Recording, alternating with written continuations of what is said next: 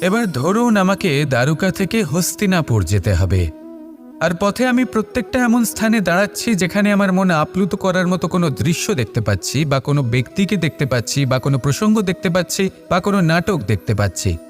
তাহলে কি আমি কখনো হস্তিনাপুরে উচিত সময়ে পৌঁছতে পারবো? কখনোই নয়। মানুষকেও ঠিক এই কথাটাই মাথায় রাখতে হবে। মানুষ মনের মধ্যে একটা লক্ষ্য স্থির করেন, সেই পথে অগ্রসর হয়ে পড়েন। এবার সেই পথে এগোতে এগোতে অনেক মানুষজন, অনেক ঘটনা, অনেক সমস্যা চলে আসে, যার ফলে তার মন বিচলিত হয়ে পড়ে। যদি মন বিচলিত হয়ে যায় তাহলে লক্ষ্যের প্রতি কিভাবে একাগ্রচিত্ত হবেন? সেই জন্য অত্যন্ত আবশ্যক যে আপনি সময়ের সদ্ব্যবহার করুন সেই পথে চলার জন্য। সেই পথে সামনে এগোতে থাকুন, চোখ থাকবে শুধু লক্ষ্যের দিকে। যখনই আপনি বুঝবেন যে আপনি লক্ষ্যভ্রষ্ট হচ্ছেন, আবার সেই পথে নিজেকে টেনে আনুন। ঠিক এইভাবেই এগোতে থাকুন, সাফল্যের শিখরে গিয়ে পৌঁছন, আর সেখানে গিয়ে আনন্দের সাথে উচ্চ স্বরে বলুন, রাধা রাধা। কখনো কোনো নদীকে দেখেছেন? একই আকার, একই স্থান, শুধু প্রবাহিত হতে থাকে। এর মধ্যে কখনো কোনো অপদ্রব্য ফেলে দেখুন, দেখবেন সেটা বেশিক্ষণ সেখানে থাকে না। সেটা নদীর সাথে বইতে থাকে, আর বয়ে যেতে যেতে সাগরে সমাহিত হয়ে যায়, আর শেষ পর্যন্ত সাগর সেটাকে তটে ফেলে দেয়। কিছুটা এমন হওয়া উচিত আমাদের বিচারধারাও। এক স্থানে তা স্থগিত হওয়া উচিত নয়, এটা সবসময় প্রবাহমান হওয়া উচিত। তবেই আমাদের চেতনা, আমাদের মূল্যবোধ এবং আমাদের স্মৃতি, এই তিনটি শ্রেষ্ঠ থাকবে। আর এটাই হলো পুকুর এবং নদীর মধ্যে পার্থক্য। নদীতে জল সবসময় বয়ে চলে, সেই জন্য পবিত্র থাকে, শুদ্ধ থাকে এবং পরিষ্কার থাকে। আর সেখানে এই পুকুরের তলদেশে সব জমা হতে থাকে, আর সেই জন্য তা অপবিত্র হয়ে যায়। তাই সবসময় এই বিচারধারা প্রবাহমান রাখুন। যদি মনে কোনো ভাবনা চলে আসে, সেখানেই থেকে যায় এবং বিদ্যে থাকে, তাহলে তা বের করে দিন, তাকেও বয়ে যেতে দিন, এবং তার যা উত্তর হবে তা সময়ের সাথে আপনার সামনেই চলে আসবে। শুধুই নদীর মতো প্রবাহমান হন, আর আমার সাথে ভালোবেসে বলুন, রাধা রাধা। বর্ষা। কখনো অনুভব করে দেখেছেন এই বর্ষা? আকাশ থেকে বর্ষার ফোঁটা ঝরে পড়ে, মিষ্টি ফোঁটা, শীতল ফোঁটা, মনকে পবিত্র করে তোলে, ধরিত্রীর তৃষ্ণা নিবারণ করে, আশপাশটা সবুজে ভরিয়ে তোলে। এবার এই রকম জল আমরা কুয়ো থেকেও পেতে পারি। যদি আমরা ভেবে দেখি যে বর্ষা এবং কুয়োর জলের মধ্যে পার্থক্য কি, তবে পার্থক্য আছে। পার্থক্য হলো ভাগ্য এবং কর্মের। বর্ষা হলো ভাগ্য। প্রকৃতির যখন ইচ্ছে হবে তখন বর্ষা হবে, কিন্তু কুয়ো আমরা এমনি এমনি পাই না। কর্ম এবং পরিশ্রমের দ্বারা একে প্রাপ্ত করতে হয়। এই ধরিত্রীকে খুঁড়তে হয়, অনেক ঘাম ঝরাতে হয়, তবেই আমরা একটা কুয়ো প্রাপ্ত করতে পারি। এবার এই বর্ষা, এটা সারা বছর হয় না, কিন্তু কুয়ো এটা বছরের পর বছর আমাদের তৃষ্ণা নিবারণ করে। এবার এর থেকে আমরা কি শিক্ষা লাভ করি? এটাই যে আপনি ভাগ্যের ওপর বিশ্বাস রাখুন, কিন্তু নিজের কর্মের ওপর আস্থা রাখুন।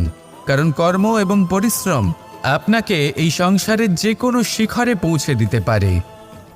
তাহলে নিরন্তর প্রয়াস করুন, কর্ম করুন, আর আমার সাথে ভালোবেসে বলুন, রাধা রাধা। এই সংসারে বড়ই বিচিত্র এক শব্দ আছে, মূল্য। এর প্রয়োগ আমরা জীবনেও করে থাকি, আবার ব্যবসাতেও করে থাকি। একজন উদ্যোগপতি সবসময় বলেন, ব্যবসার মূল্য সবসময় উচ্চমান হওয়া উচিত, তাতে লাভ বেশি। অন্যদিকে আরেকজন ব্যক্তি যিনি পরোপকারী, যিনি ঈশ্বরের দর্শনের অভিলাষী, তিনি বলেন জীবনের মূল্য সব থেকে উচ্চমান হওয়া উচিত। অনেক সময় মানুষ কি করে থাকেন? ব্যবসার এই মূল্য তা উচ্চতার শিখরে পৌঁছানোর লোভে জীবনের মূল্য নামিয়ে ফেলেন। যেখানে এই সমগ্র সংসার প্রেমের দ্বারা চালিত হয়। প্রেমই হলো এই সংসারের আধার। এবার যদি আপনি প্রেম করতে শিখে যান, তাহলে ব্যবসাতে নিশ্চিত রূপে লাভের সাথে সাথে কীর্তি এবং যশ লাভও করতে পারবেন। তা আমি নিশ্চিত রূপে বলতে পারি, কারণ ব্যবসাতে ওঠা নামা এসব চলতেই থাকে। জীবনকে আপনি যদি একবার উচ্চতায় নিয়ে যেতে পারেন তাহলে তা কখনোই নামবে না। আসুন আর আমার সাথে ভালোবেসে বলুন, রাধা রাধা। আমাদের গৃহে অনেক কক্ষ রয়েছে, কিন্তু এমন কি আছে যে একটাই থাকে? আমাদের গৃহের দ্বার। এমন কেন হয়? অনেক দ্বার তো থাকতেই পারে। ভেবে দেখুন, একটা বিশাল ভবন রয়েছে, তার চতুর্দিকে অনেক দ্বার আছে। ভালোই হবে, যাতায়াত করতে সুবিধা হবে, কিন্তু এমন আমরা কেন করি না? এবার আপনি বলবেন যে এটার উত্তর তো সহজ, যতগুলো দ্বার থাকবে ততজন দ্বারপালও থাকবে। কে কখন কোথা থেকে আসবে, কোথায় চলে যাবে সেদিকে খেয়াল থাকবে না, চুরির সম্ভাবনাও বেড়ে যাবে। যাক, এই বিষয়ে অন্তত আপনি বোঝেন। সেই জন্য আপনার গৃহে একটাই দ্বার রয়েছে। কিন্তু আপনার মনের বিষয় কি জানেন? আপনার মনেও কি কোনো দ্বার আছে? নেই? তার মানে যে কোনো ব্যক্তি যেখান থেকে খুশি আসতে পারে আর আপনার মনে যা খুশি প্রবেশ করিয়ে চলে যেতে পারে। কোনো বাধার সম্মুখীন না হয়ে কোনো ব্যক্তি আপনার মনে যা কিছু প্রবেশ করিয়ে চলে যাবে, তা সে আমাদের পক্ষে শুভ হোক, অশুভ হোক বা যতই ঘাতক হোক না কেন। সেই ভাবনা হতে পারে বাসনাময়, ক্রোধে পরিপূর্ণ, মতভেদে পরিপূর্ণ, বিদ্বেষ বা অহংকারে পরিপূর্ণ, বা কোনো ব্যর্থ ভাবনা হতে পারে। বিশ্বের যে কোনো ভাবনা মনে এসে বসবাস করতে পারে। এবার মনে যা ভাবনা থাকবে মন সেটাই অনুভব করবে। নেতিবাচক ভাবনা যদি মনে ঘর করে, মন সুখ অনুভব কি করে করবে? সেই জন্য আবশ্যক হলো মনের মাঝে ইতিবাচক সত্তার দ্বার গড়ে তোলা। অর্থাৎ কোনো ভাবনা যদি আসে এবং ইতিবাচক হয় তাহলে তাকে মনে প্রবেশ করতে দিন। যদি তা আপনাকে আর্থিক, সামাজিক, পারিবারিক, আধ্যাত্মিক লাভ দেয় তাহলে তাকে প্রবেশ করতে দিন। যদি না দেয়, যদি তা নেতিবাচক ভাবনা হয়, তাকে দ্বার থেকেই আবার ফিরিয়ে দিন। যত শুভ চিন্তায় থাকবে এই মন, ততই শুভ হবে আপনার জীবন। আর এই মন সুপ্রসন্ন হয়ে বলবে, রাধা রাধা। এই সংসারে মাতা পিতা তার সন্তানকে সব থেকে বড় উপহার কি দিতে পারে? বৈভব, সুযোগ সুবিধা, বাড়ি, নাকি আশেপাশের পরিবেশ? এই সংসারে মাতা পিতা তার সন্তানকে সব থেকে বড় উপহার শিক্ষা দিতে পারেন, কিন্তু তার জন্য সময়ের প্রয়োজন হয়। এবার এই সময় অত্যন্ত অদ্ভুত। সময়ের ধারণা সবার রয়েছে। কখনো কখনো কিছু কঠিন সময় বরদানের মতো আমাদের সম্মুখে আসে। এরকম কোনো সমস্যার কথা যদি আমি বলি, যেমন যুদ্ধ, মহামারী, মহা অসুখ, এরকম সময় আমাদের কাছে যথেষ্ট সময় থাকে।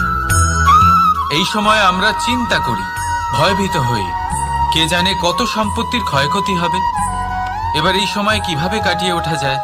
অশুভ চিন্তা তার মনের মধ্যে বাসা বাঁধে। সে বুঝতে পারে না সে কি করবে। আমি বলবো, চিন্তা ত্যাগ করুন, এই ভয়কে ত্যাগ করুন। আর মনে রাখুন একটা গুরুত্বপূর্ণ কথা, যে ঈশ্বর আপনাকে বরদান দিয়েছেন যাতে আপনি নিজের কর্তব্য পূর্ণ করতে পারেন। কর্তব্য, নিজের পরিবারকে সময় দেওয়া, নিজের সন্তানকে শিক্ষা দেওয়া। তাদের সাথে বসুন, কথাবার্তা বলুন, আলোচনা করুন। কিছু কথা তারা বলবে, কিছু আপনি বলবেন, কিছু আপনি শিখবেন, কিছু তারা শিখবে। তাদের সাথে খেলা করুন, তাদের সাথে পূর্বপুরুষের গল্প করুন। এইসব করলে তাতে না শুধু তাদের ভবিষ্যৎ উজ্জ্বল হবে, বরং আপনিও সন্তুষ্টি পাবেন। ভয়ভীত হবেন না। আজ বর্তমানে আপনি কি করতে পারেন যাতে আপনার বর্তমান সঠিক হবে এবং ভবিষ্যৎ উজ্জ্বল হবে, তাতে একাগ্র হন। সব কিছু শুভ হবে। রাধা রাধা।